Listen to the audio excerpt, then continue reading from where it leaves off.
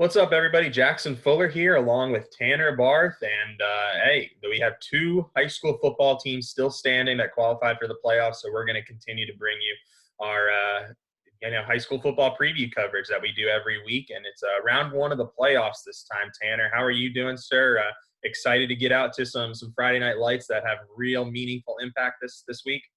Exactly. And I was talking a little bit about it last night. We're playing state playoff football. You expect it to start to get a little bit cold outside, but it's the middle of April. The temperature of the weather is nice. But, yeah, I'm ready. There's always something special about, that winter go home feeling. And, luckily we do have some people in the stands, so the crowds are a little bit more anxious. So it'll be fun to get out Friday night and see if our local teams can make a little noise. Yeah, you mentioned it. Usually for a high school football playoffs, I'm bringing the beanie. I call it a toboggan, but the toboggan, the gloves, and I think maybe this Friday night bring a lawn chair and some suntan lotion because I think it's going to be absolutely beautiful outside for the first round of football.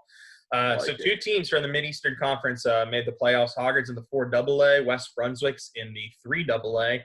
Both those teams received auto berths. Topsail had a chance. I don't think they would have made it regardless, but the Pirates lost any opportunity to qualify for the playoffs with a loss to North Brunswick in the season finale.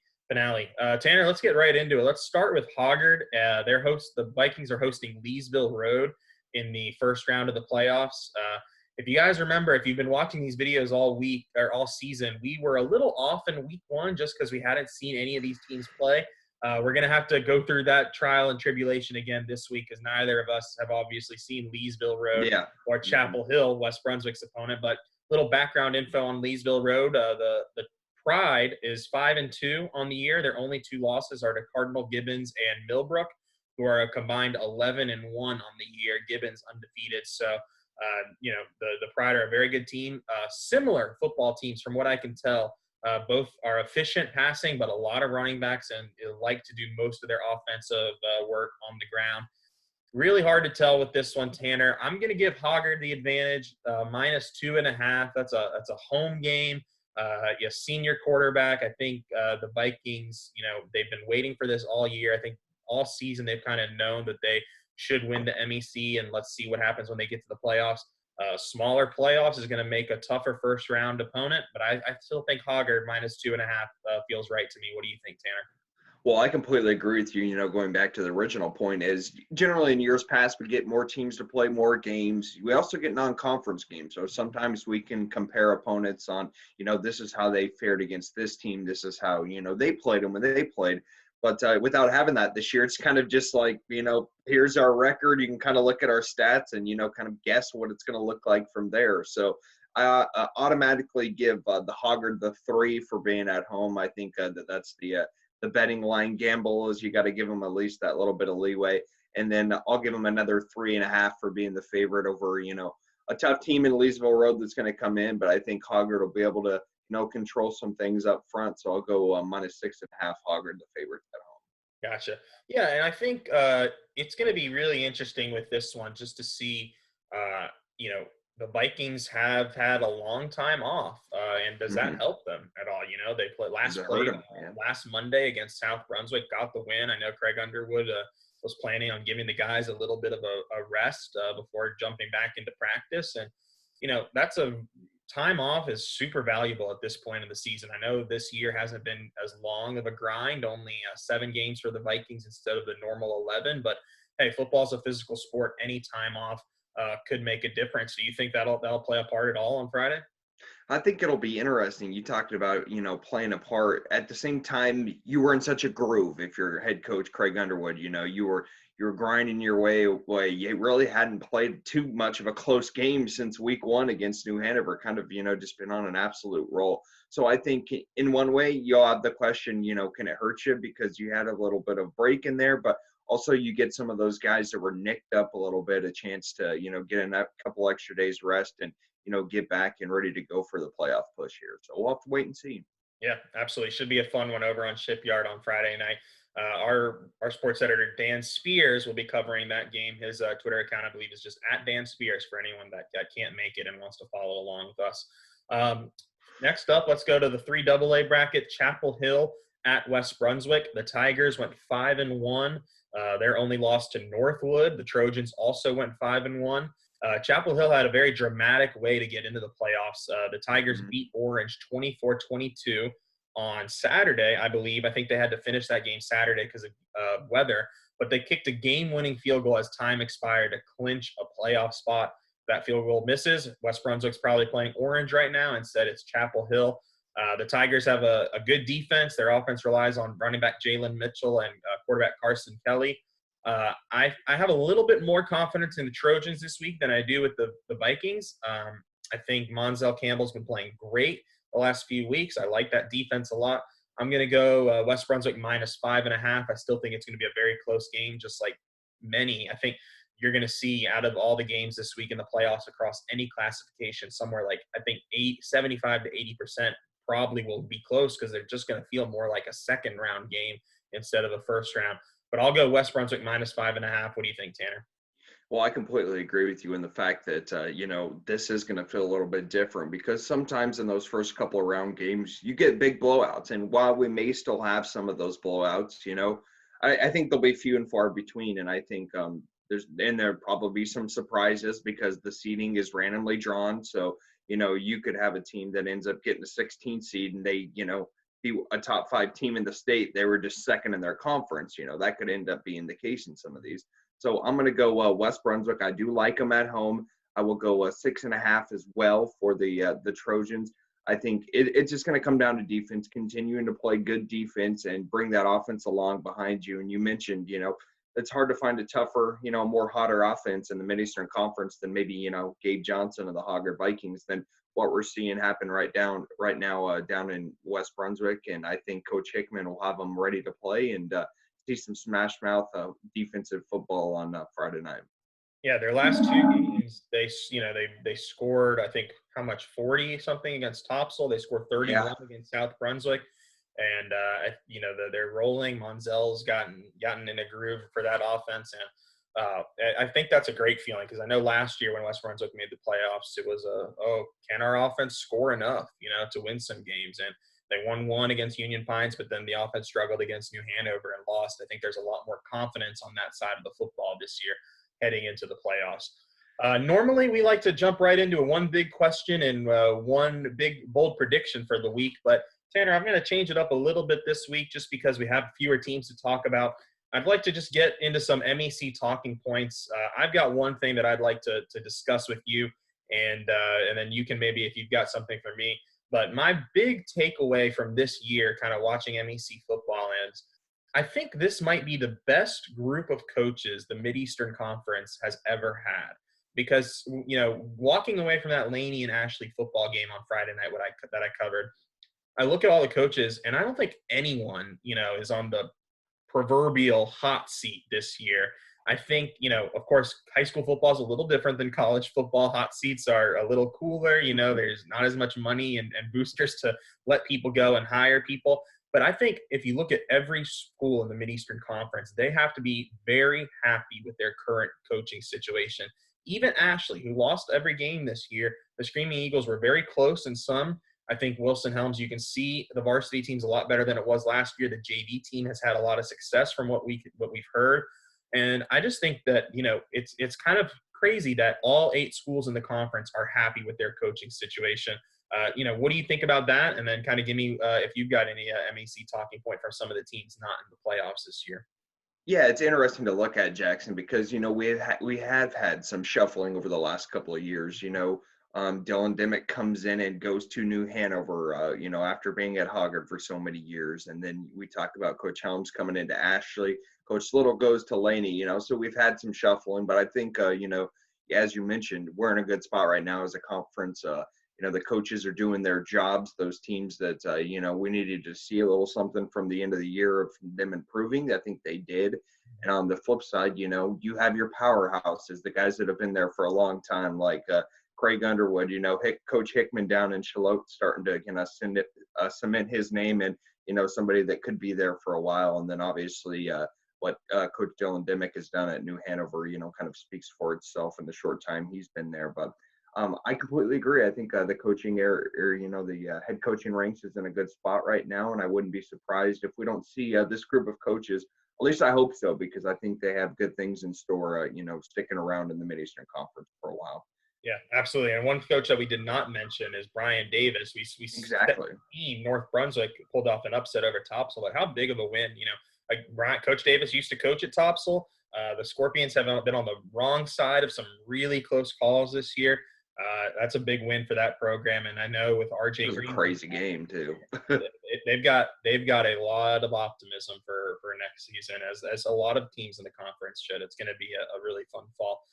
Tanner, you got anything for me on some of these MEC? Yeah. Well, I gotta, now that you mentioned Coach Davis, I gotta throw in Rocky Lewis in there as well. Even though South didn't end up making the playoffs, that was a good South football team. The defense was there. They just struggled a little bit times to move the ball offensively, and it ended up keeping them out of the playoffs. But credit to all of those teams on a great season. And that kind of brings me to my next point, Jackson, is it is going to be a year unlike any other. These high school kids, generally they would have played football back in August, September, October, November, and then they would have had a year off. But now we're finishing the season in April. Now these kids will take maybe a month off, go automatically into, hopefully this summer we can have those 7-on-7, and, they'll have football camps across the country. But what are these teams going to look like transition-wise? How much is it going to, help teams like Laney, help teams like North Brunswick, South Brunswick, the teams that didn't make the playoffs? How is this shortened season and, just being able to play this spring going to help them, as a football program, kind of maybe take that next step? And will New Hanover get hurt by not having a season? And I think, obviously the most pressing issue for the Wildcats are those seniors that didn't get to play their final year.